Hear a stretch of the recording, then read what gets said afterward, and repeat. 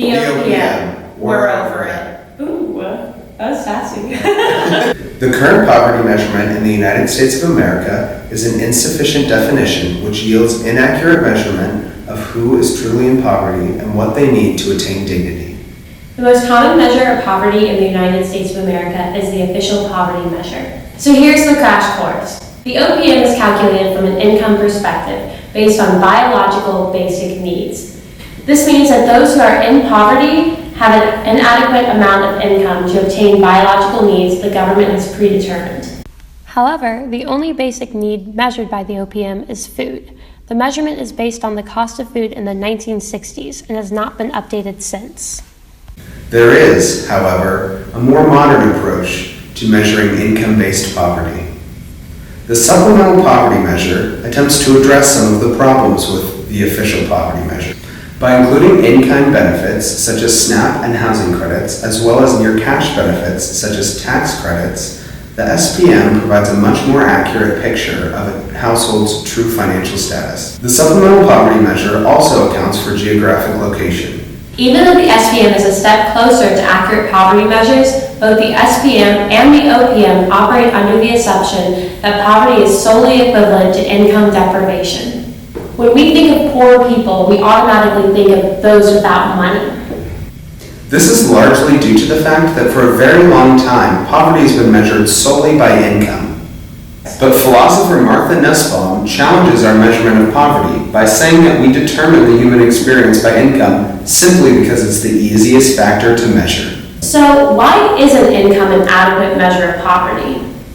Excellent question, Marta. Thanks.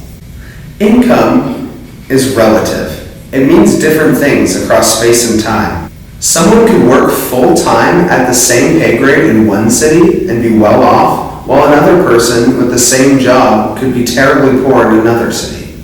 Further, income itself is not actually what we're concerned about. In truth, we're only concerned with income because it's a means to achieve other outcomes, such as purchasing the goods or services we need to fulfill our capabilities. So why wouldn't we measure poverty based on those other outcomes? You raise a great point, Parker. Thanks. Philosopher and economist Marta offers a solution by defining poverty as deprivation in the capability to live a good life. We're not disillusioned about the controversy around attempting to define what makes a good life. Martha Nussbaum's list, however, offers us a good starting point. We've condensed her list to account for cross-cultural differences. We encourage you to pause your screen so that you can obtain a better understanding of what we think are basic human capabilities. Life and longevity. Bodily health and physical integrity. Emotions, imagination, thought, reason. Affiliation and cohabitation. Control over one's environment.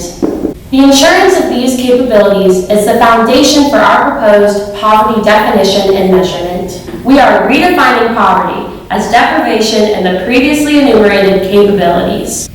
By utilizing common mathematical models for calculating health, education, and economic well-being, we are attempting to gain a clearer picture of what true poverty looks like. Utilizing statistical sampling methods, as well as previously measured rates included in the Human Development Index, which attempts to evaluate the development of people by country based on SEN's findings, we could easily collect all the necessary data to support our measures. Some may say that calculating poverty this way might be expensive. You don't know what it's like to be poor. In reality, You paid a lot more for Iraq. this would be at no extra cost to citizens. According to the Human Development Index, information has already been collected by international institutions such as the IMF, or International Monetary Fund, UNESCO, and the UN Population Division. Measuring interpersonal variations might be hard, but more adequate measurements of poverty offers the opportunity for better programs to alleviate it.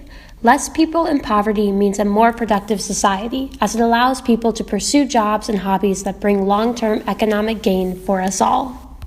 Our revised definition of poverty aims to provide a more holistic measure of what true poverty looks like. We hope that this definition and measurement ensures every human's dignity and liberty, This means the dignified choice to determine what they need.